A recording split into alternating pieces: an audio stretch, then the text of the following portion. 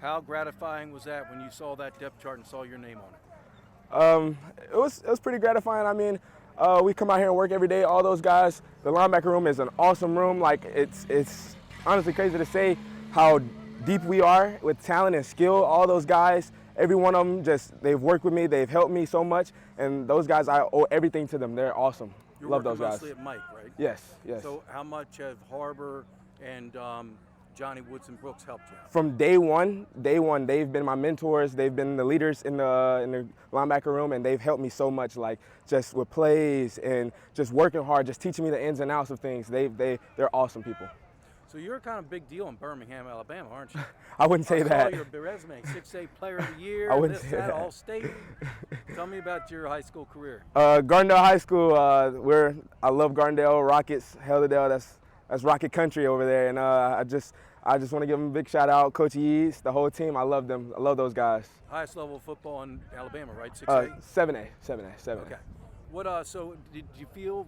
I know you went to the prep school. Tell me a little bit about how that may have prepared you for this, because it does give you a head start over the plebes who are direct entries, because you got a lot of things you're getting used to. You learn at the prep school, and there's a little football involved too. Absolutely. At the prep school, it's what it's for. It's to help you get ahead in academics as well as athletics. Coach Thrasher, Coach Patrick, all of those guys, Coach Chev, they helped us. They prepared us well to come down here. They taught us baseline of the defense, so we've come down here and it helped us a lot in academics. All those teachers, the professors there, they help us tremendously in the academics.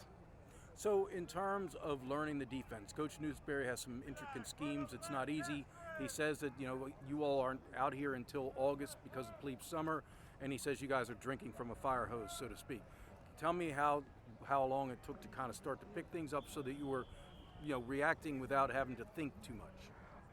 It took a while, honestly, and we're still putting new things in every day. Everything is new every day, so it's still taking a while to pick everything up. But Coach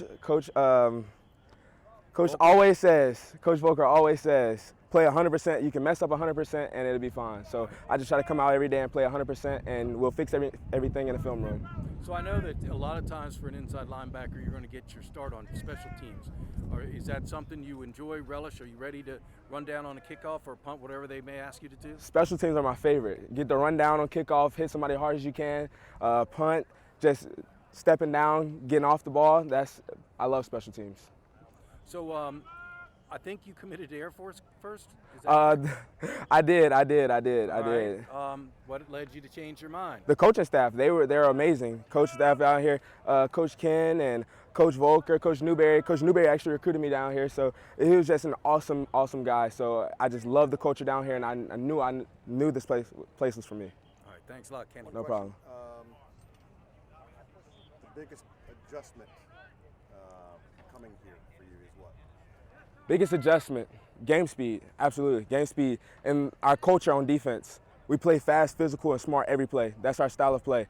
And just coming down here, transitioning into that mindset was the biggest change for me. Coach said you guys should have butterflies by now. Do you have butterflies? Absolutely. Yeah? First college football game, I'm feeling the butterflies, absolutely. Okay.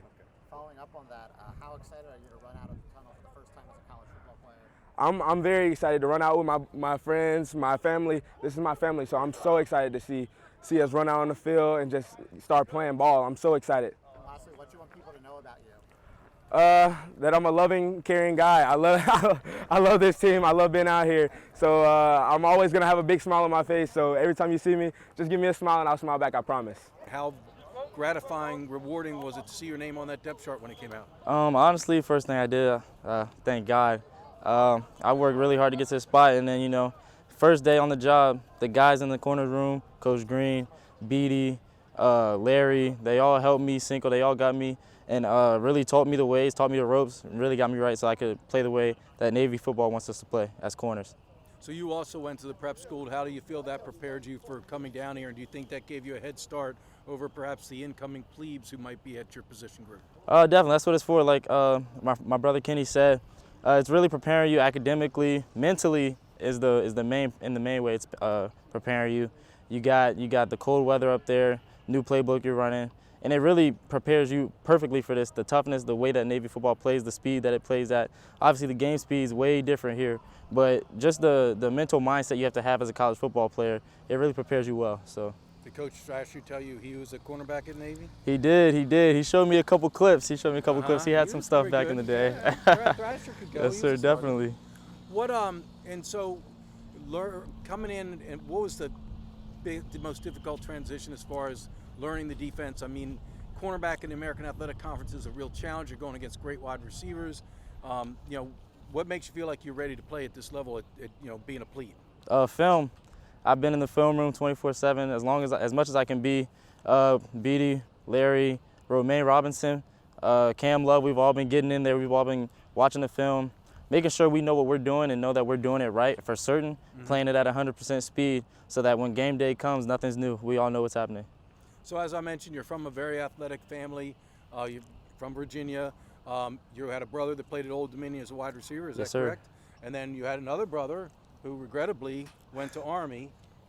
Pretty good basketball player, Yes, Aaron. sir. And he could go. He was a starter for several seasons at Army. What was that conversation like when he heard the Navy was recruiting you? He didn't come down and whip your butt and say, No. this ain't happening, son. Oh, no, he was supportive in every way possible. Was he really? He just wanted me to go to a school where I could get a great education, have a great chance to play the game I love, and a chance where I could get the same opportunity that he got. He fought through 3 ACL injuries in college, and his motivation is really pushing me. My brother Jonathan really pushing me on the field. I haven't been playing for long, 4 years, and so he's been really guiding me through. I talk to him almost every night since I've been here, giving me guidance on how college football works, the ins and outs, the ropes, and everything. I think he's preparing me well. So. Where's your brother now? He just got out the league, playing with the Lions for a couple years, just living life right now. Okay. What about the one from Army? Is he on? He got into a graduate program, Georgia Tech, so he won't be going to his first duty station, which is in Washington, for a little while. So. Okay. But in terms of Army, did they recruit you for football? Yes, sir. They did. They did offer me, sir. Okay. All right. Thanks a lot. Any other questions? Who was your first phone call to when you made the roster? My first phone call, definitely to my father. He's been giving me talks all throughout camp. Every time I could get on the phone with him, he's been telling me keep my head up and work, put my head down, grind. It's gonna come. You've been working hard for this. Every second I talked to him, my brothers, my family. They just congratulated me, told me job's not done, keep working. Was it an emotional phone call? Definitely. I've gone through a lot, football-wise, a lot of mistakes, lots of downs. So this up right now feels really good, but it's not over yet. We're talking about Andrew Duhart. Just spoke to him, nice kid. It's hard for a plebe to make the depth chart here. What has he done to catch your eye? Well, one, we saw him flash. He went to the prep school last year, came up here for a couple scrimmages, and he flashed in practice. So he was the guy we're keeping an eye on. From a great sports family. As you know, brother played at West Point. He had a brother play at ODU, caught the winning touchdown at Virginia Tech. And his dad was a linebacker at Notre Dame and then later on at Morehouse. So from a great sports family, and we knew he had the pedigree. But then he came out here to fall camp, really flashing and showing some tools and some skill that for a young guy, really impressive. So what does he bring to the table? Because he's not real big. I mean, he still looks like he could put on a few pounds and add some muscle. But what does he bring to the table that enables you to think he could play for you this season? Yep. Well, he's pretty slim up top, but his legs are huge. Okay. Believe it or not, he's around 185 pounds, which is about where we love guys to be. Still has to put on some muscle. Still has room to grow. I think he's still probably another inch or two in him. But what he really showed was a knack for that position. As you can expect, a cornerback is out on the island. Rarely can we make mistakes that are not, seen by the entire crowd, right? And we played 99 great plays, and 100 of them could be for touchdown. So he showed some really good skill as a young guy. Really impressive. His back pedal was smooth. He made some breaks, but he understood zone defense and understood how to play man-to-man defense. So we were very impressed with that. So you have confidence putting him out there, if you have to, if you need to give a guy a blow, you can think he can go out there, or do you think he's going to need a few games to get seasoned? Oh, no, sir. We can't. There's no time to get seasoned. He better be seasoned before he gets put out there. But, yeah, we put him on the depth chart at 2. I mean, we feel very confident that in his abilities. Surely the playbook is a tad bit limited for him. So we have to make sure that we put him in the best spots, the best positions to make a play. But certainly we feel very comfortable with him. He's going to play on a lot of special teams, which gives him some game reps. once he plays on those special teams, we feel really, really good about him going into the game. So yeah. It's rare for a plebe to get on the depth chart here for the opener. What has Kenneth McShan shown you that may led you to put him on there? Oh, shoot, he's shown us a lot. He's shown us physicality. He's shown us athleticism, and then he's shown us the ability to pick up the playbook and know what's going on. So I think when you're talking about our guys, you're looking for guys that are smart, guys that are tough, guys that love ball. He fits that mold for us, that's for sure. So last year the prep school team came up here and probably played the JV, and you guys watched that. Did he show in that game?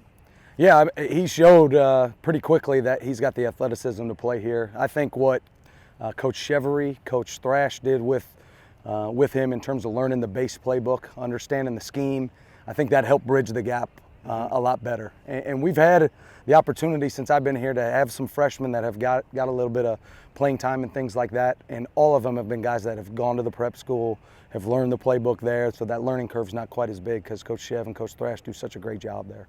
Now, we just interviewed him. He's obviously a very well-built, thick guy, but a lot of times plebe is not physically developed. Do you feel like physically he can handle the position? I do. I think that year, again, up there, getting a chance to get in the weight room, get a chance to eat a little bit, get a chance to grow, his body mature, those things help him. I'm sure once he gets an off season with Coach Fitz, you're just going to see him continue to get bigger and bigger and faster and stronger and stronger. So we're excited about where he's at right now.